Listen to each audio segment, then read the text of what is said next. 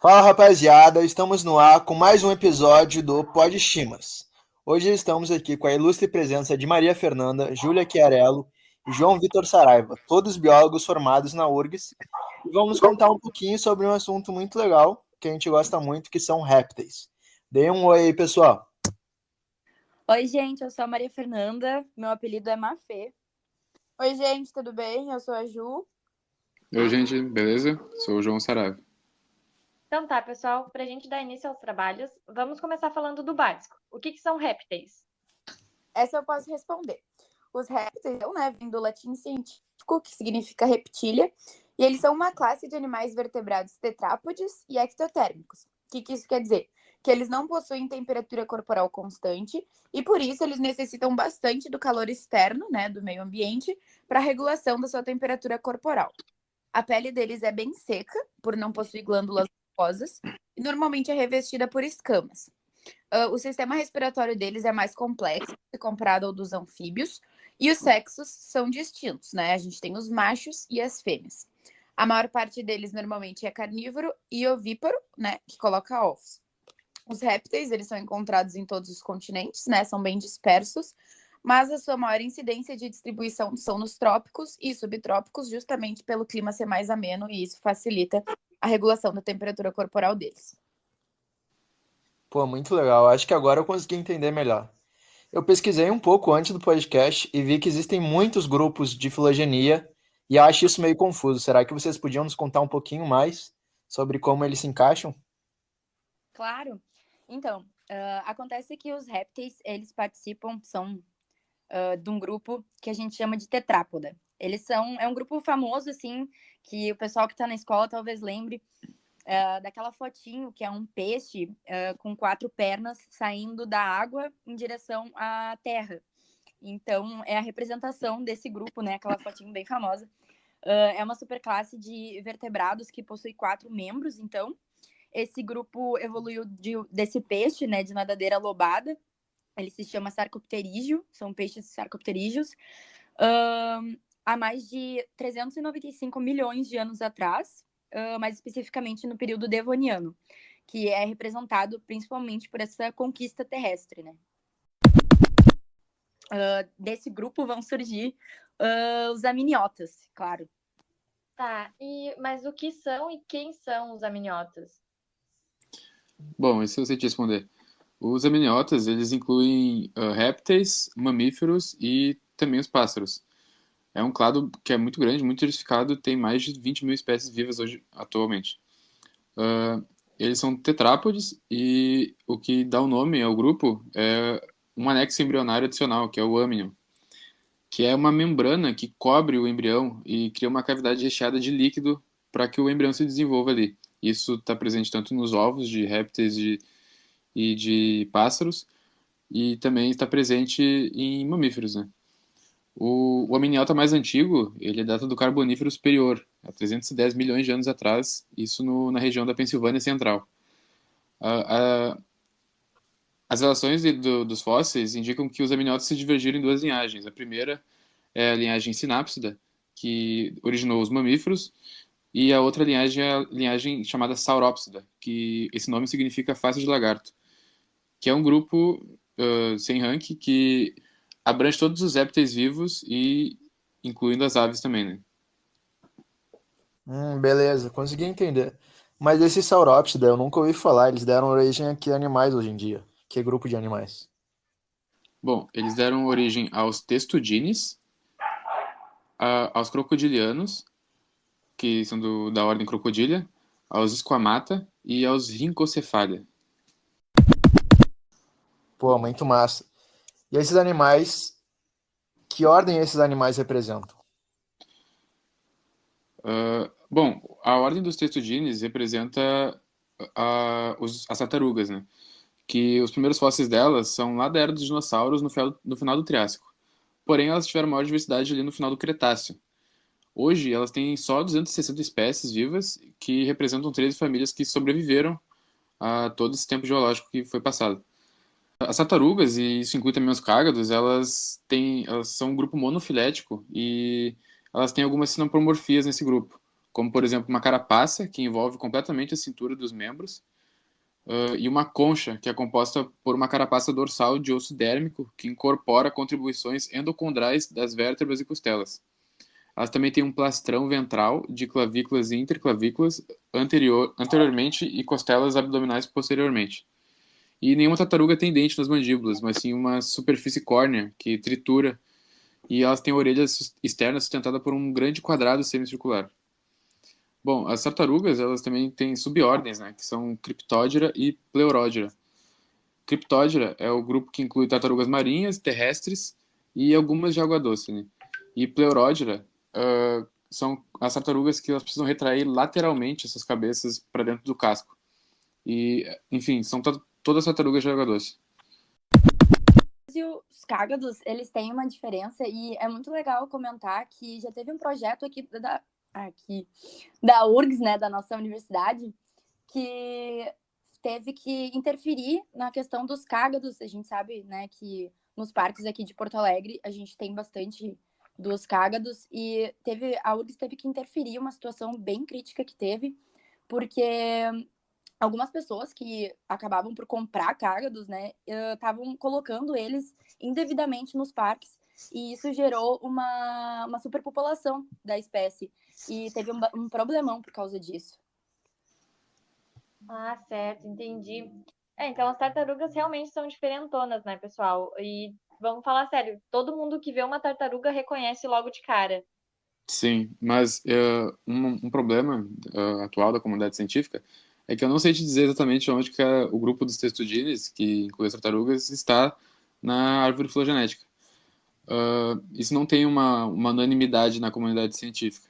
Algumas pesquisas moleculares colocam o grupo como irmão dos crocodilianos, também como dentro de Archosauromorphos, ou como grupo irmão de Archosauromorphos.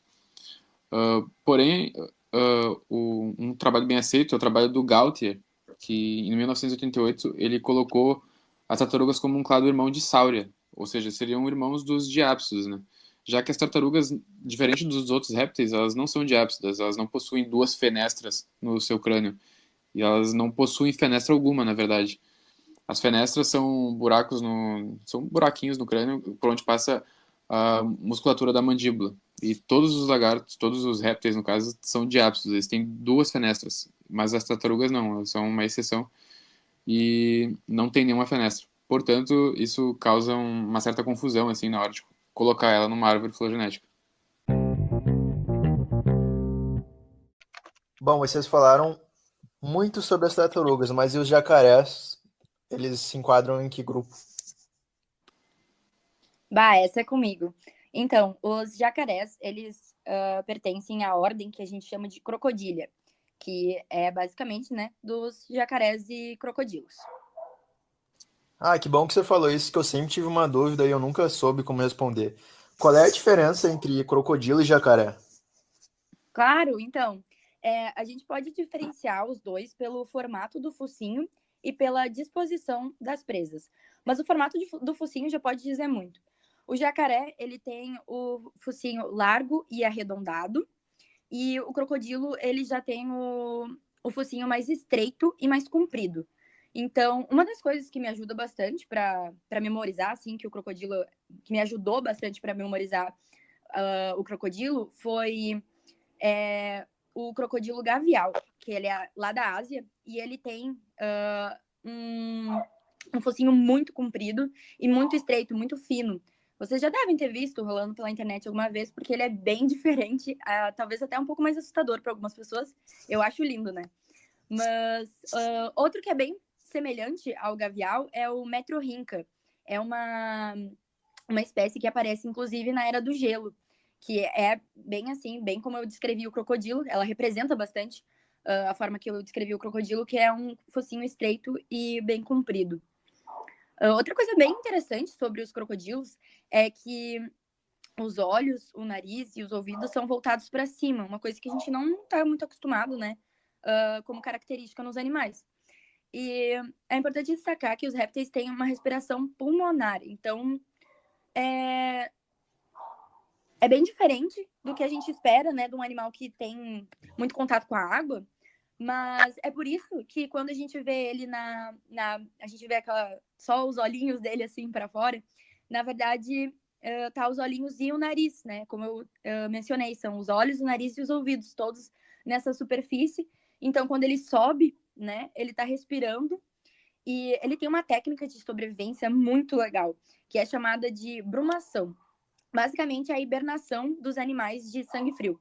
Então, nessa brumação, eles diminuem a temperatura corporal e diminuem o metabolismo para poder sobreviver no frio. Claro, isso não acontece tanto aqui nos trópicos, né? Mas ocorre nas espécies norte-americanas, então mais para os Estados Unidos. A estrutura física deles, né? Na maioria é muito grande, né? São animais de grande porte, são compactos, para algumas pessoas talvez assustadores. E, na verdade, ele, assim, quando ele tá, né, fora da água, ele lembra bastante os lagartos, né? Como se fossem lagartos bem grandes. Tá, mas os lagartos, eles fazem parte desse mesmo grupo, dessa mesma ordem? Não. Os lagartos, na verdade, eles são da ordem Squamata, que é a ordem que fala sobre as cobras, os lagartos, claro, e também as anfisbênias. Tá, mas e o que são as anfisbênias? Anfisbênias, elas são conhecidas popularmente como cobra cega ou cobra de duas cabeças. É mais conhecida por essa da cobra de duas cabeças do que anfisbênia por si só, né? A gente não escuta muito isso. E, na verdade, ela não tem duas cabeças e elas também não são venenosas, não tem perigo nenhum. Elas são conhecidas assim porque o corpo delas, ele não... A cauda delas não tem... Aliás, a cauda delas tem a mesma largura que a cabeça. Não é mais fina do que a cabeça, como a gente imaginaria. Então, muita gente acha que é uma cobra com duas cabeças, porque a cauda dela é muito semelhante à cabeça dela. Ela é tegumentada, assim, formada por anéis de escamas. Ela é bem diferente, é um animal legal de pesquisar.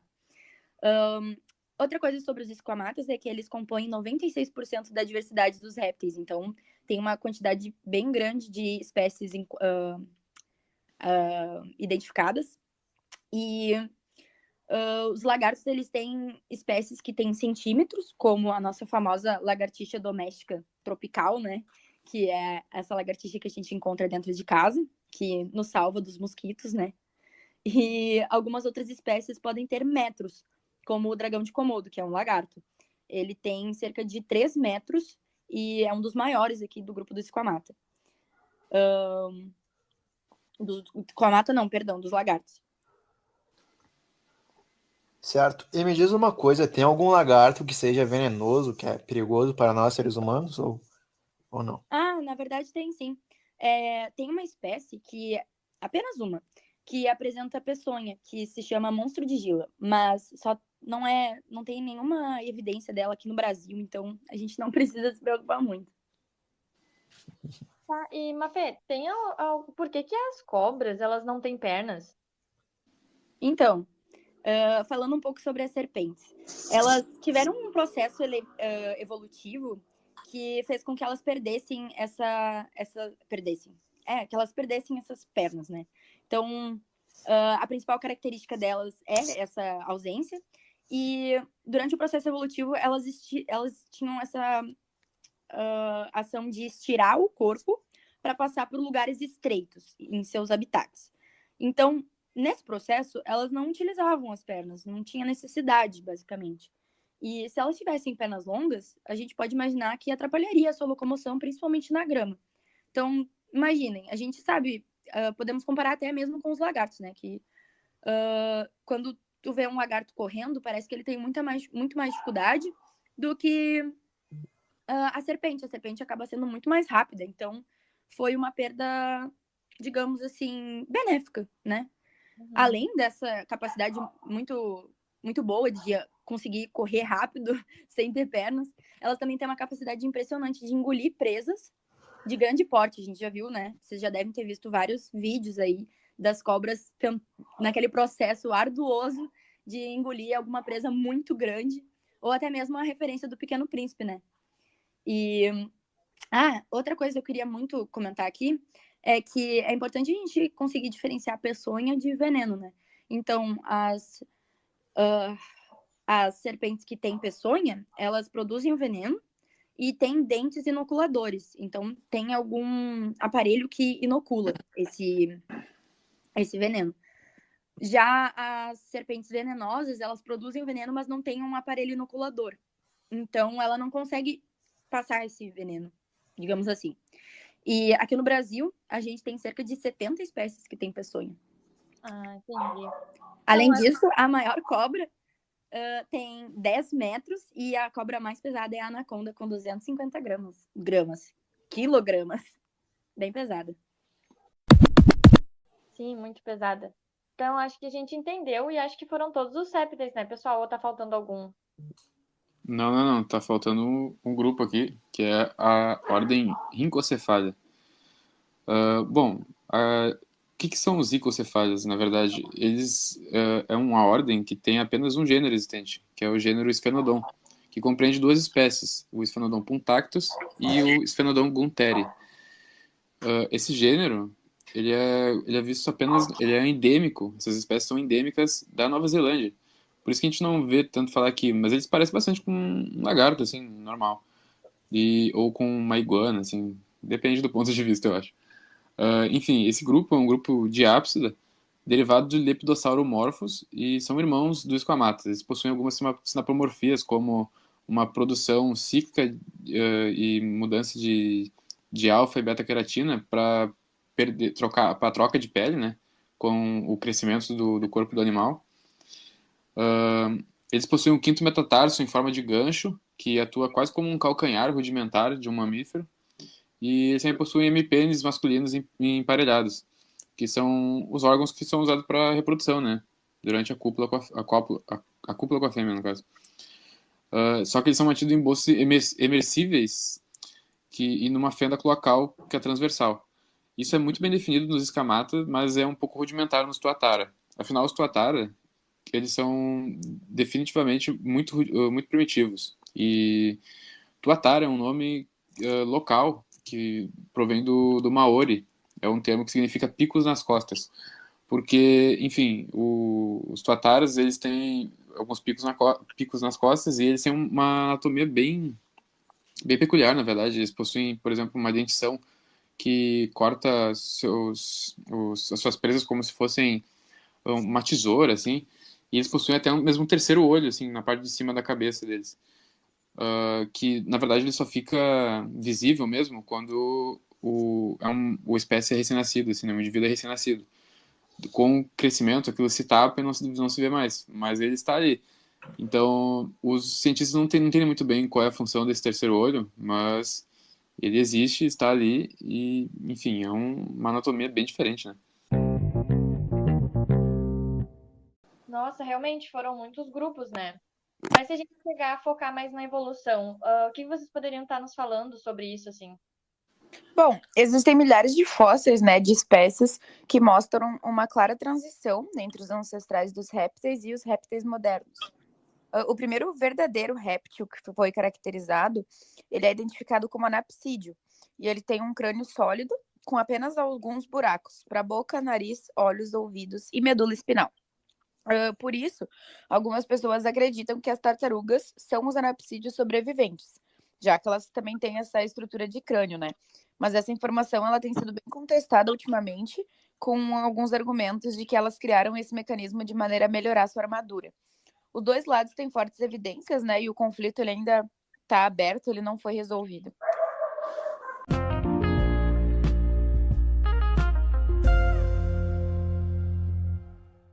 Mas eu acho muito interessante isso de estudar a evolução e ver como é que o grupo ele se encontra nos dias de hoje. Eu acho muito legal isso. Então tá, pessoal, acho que foram muitas informações importantes e legais, né, que vocês trouxeram hoje para nós. Tenho certeza que agregou muito para o pessoal de casa e qualquer dúvida que tiverem, nos mandem nos comentários que a gente vai responder no próximo episódio. E queria agradecer muito a presença dos nossos biólogos aqui hoje e o pessoal que nos acompanhou até aqui também. Então é isso, gente. Muito bom tê-los conosco hoje. Voltem sempre, foi muito legal a conversa com vocês. E é isso, gente. Muito obrigado. Valeu! Obrigado. Obrigada, Sigam-nos tchau. nas redes sociais. Abraço.